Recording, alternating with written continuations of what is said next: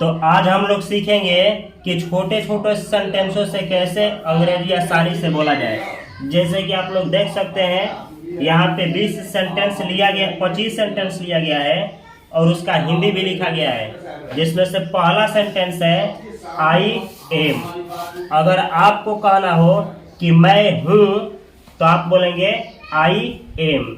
I am यानी मैं हूँ। अगला सेंटेंस है, अगर आपको कहना हो कि आप हो या आप हैं तो आप लोग अंग्रेजी में बोलेंगे यू आर।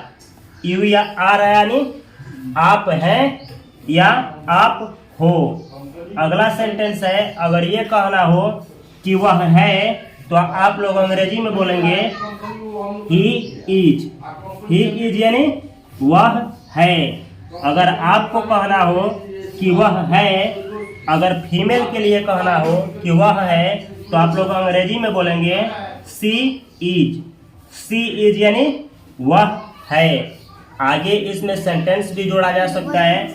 जैसे अगर आपको कहना हो कि वह एक डॉक्टर है तो आप लोग बोलेंगे she is a doctor. She is a doctor यानी वह एक डॉक्टर है। तो अगली क्लास में हम लोग सीखेंगे कि इसी स्ट्रक्चर का यूज करके कैसे बड़ा बड़ा सेंटेंस बनाया जाए। अगर आप लोगों को कहना हो कि हम हैं या हम लोग हैं तो आप लोग अंग्रेजी में बोलेंगे वी आर। वी यानी हम लोग, आर यानी हैं।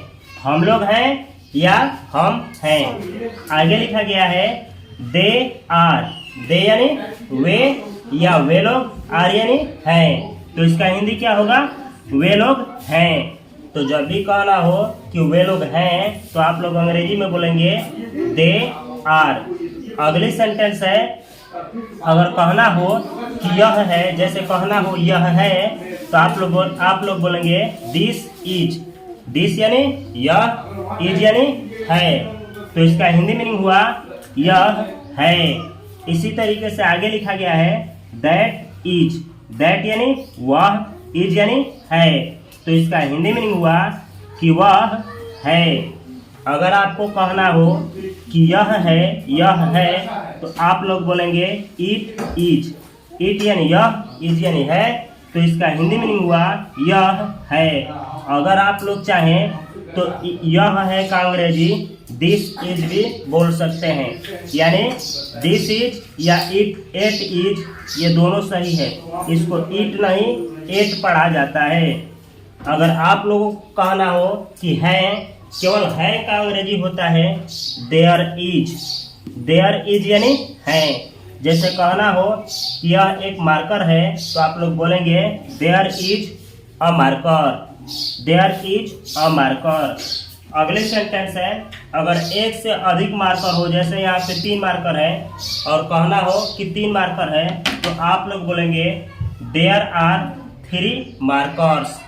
तो ऐसे एक से अधिक हो तो देयर आर का प्रयोग किया जाता है। आगे लिखा गया है एवरीवन इज। एवरीवन का मतलब होता है हर एक कोई, इज यानी है। तो इस सेंटेंस का हिंदी मीनिंग हुआ कि हर एक कोई है। तो जब भी आप लोगों को कहीं पे कहना हो कि हर एक कोई है तो आप लोग क्या अंग्रेजी में बोलेंगे? Everyone is. जैसे कहना हो कि हर एक कोई अच्छा है तो आप लोग क्या बोलेंगे? Everyone is good. आगे लिखा गया है एवरीबॉडी इज। तो एवरीबॉडी इज का भी हिंदी मीनिंग होता है हर एक कोई है। जैसे अगर आप लोग कहीं पे पहुंचे और वहाँ पे कुछ लोग हैं और आप सभी लोगों को जानते हैं और आपको कहना हो कि सब कोई अच्छा है, हर एक कोई अच्छा है, तो आप लोग बोलेंगे एवरीवन इज गुड। अगर आप लोगों को जानकारी नहीं है, जो भी वहाँ पे लोग हैं उनके बारे में आप पहले से नहीं जानते हैं, लेकिन आपको मिलने के बाद ऐसा लगा कि हर एक कोई अच्छा है, तो आप लोग बोलेंगे everybody is good. Everybody is यानी हर एक कोई है और एवरीवन इज यानी हर एक कोई है। आगे लिखा गया है no one is. No one यानी कोई नहीं, इज यानी है। तो इसका हिंदी मीनिंग हुआ कि कोई नहीं है। तो जब भी आपको कहना हो कि कोई नहीं है तो आप लोग क्या बोलेंगे? No one is. जैसे कहना हो कि कोई अच्छा नहीं है तो आप लोग बोलेंगे नो वन इज गुड। आगे लिखा गया है नो बडी इज, तो नो बडी इज का भी हिंदी मीनिंग होता है कोई नहीं है। यानी जिस तरीके से इसका यूज होता है उसी तरीके से इसका भी यूज होता है। इन दोनों में डिफरेंस बस इतना ही है कि ये वहाँ पे यूज किया जाएगा जहाँ पे आप लोगों को जानते हैं, और इस सेंटेंस का यूज वहाँ पे होता है जिसके बारे में आप लोग जहाँ पे आप लोगों को नहीं जानते हैं। अगर आप लोगों को कहना हो कि आप लोगों में से कोई एक है, जैसे वन ऑफ यू इज, जैसे कहना हो कि आप लोगों में से कोई एक डॉक्टर है, तो आप लोग कैसे बोलेंगे one of you is a doctor. तो वन ऑफ का हिंदी मीनिंग होता है एक है, किस में से है तो यू में से, यानी आप लोगों में से। तो अगर आप लोगों को कहना हो कि आप लोगों में से एक है तो आप लोग बोलेंगे one of you is, one of you is.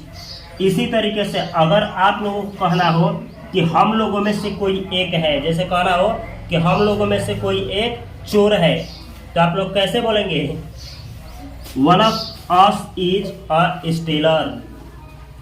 जैसे कहना हो कि हम लोगों में से कोई एक डांसर है, तो कैसे बोला जाएगा one of us is a dancer. तो जब भी कहना हो कि हम लोगों में से एक है तो आप लोग अंग्रेजी में बोलेंगे वन ऑफ अस इज। आगे लिखा गया है अगर कहना हो इसी तरीके से कि उन लोगों में से कोई एक है, तो आप लोग क्या बोलेंगे one of them is, one of them is. One of them यानी उन लोगों में से कोई एक है, वन ऑफ देम यानी उन लोगों में से कोई एक है। तो इसी तरीके जैसे कहना हो कि उन लोगों में से कोई एक क्या है टीचर है, तो आप लोग कैसे बोलेंगे one of them is a teacher. इस तरीके से इसका यूज होता है। आगे इसका अगले क्लास में डिटेल से कैसे यूज होता है सीखा जाएगा। अगला सेंटेंस है अगर कहना हो कि ये है, जैसे यहाँ पे बहुत सारा मार्कर है, कहना हो कि ये है एक से अधिक है, तो आप लोग क्या बोलेंगे दीज आर। दीज यानी ये, आर यानी है, ये है। या फिर कहना हो कि ये सब है, तो आप लोग क्या बोलेंगे दीज आर। जैसे कहना हो कि ये सब क्या है वाइट है, तो दीज आर वाइट। इसी तरीके से इसका यूज होता है। आगे लिखा गया है दोज आर। दोज का मतलब होता है वे, आर यानी हैं। तो अगर आप लोगों को कहना है कि वे हैं, तो आप लोग अंग्रेजी में बोलेंगे दोज आर। दोज आर यानी वे हैं या वे सब हैं। आगे लिखा गया है राम इज। राम यानी राम, इज यानी है, राम है। इसी तरीके से कहना हो कि रानी है, तो आप लोग बोलेंगे रानी इज। इसी तरीके से कहना हो राहुल है, तो आप लोग बोलेंगे राहुल इज। आगे लिखा गया है अगर कहना हो कि मार्कर है, जैसे हमें कहना हो कि मार्कर है, तो क्या बोलेंगे द मार्कर इज। इसी तरीके से कहना हो कि मार्कर उजला है, तो क्या बोला जाएगा the marker is white, the marker is white. तो इस तरीके से सेंटेंस का निर्माण किया जाता है। आगे लिखा गया है अगर कहना हो कि पृथ्वी है, तो आप लोग क्या बोलेंगे the earth is, the earth is, पृथ्वी है। अगर कहना हो कि पृथ्वी ब्लू है, तो आप लोग क्या बोलेंगे the earth is blue, Prithvi blue है। आगे लिखा गया है द सन इज, सूर्य है। द सन यानी सूर्य, इज यानी है, द सन इज यानी सूर्य है। तो इस तरीके से आप लोग बहुत सारा सेंटेंस बना सकते हैं और आसानी से अंग्रेजी बोल सकते हैं। तो आप लोग मेरे साथ 5 सेंटेंस को बोलिए, ठीक है? चलिए बोलिए लो। I am. आई एम यानी मैं हूँ। तो जब भी कहना हो कि मैं हूँ तो क्या बोलना है आई एम। आगे लिखा गया है यू आर। यू आर का हिंदी मीनिंग होता है आप हो, चाहे आप हैं, चाहे तुम हो, चाहे तुम हैं। तो आप लोग हमारे साथ बोलिए यू आर।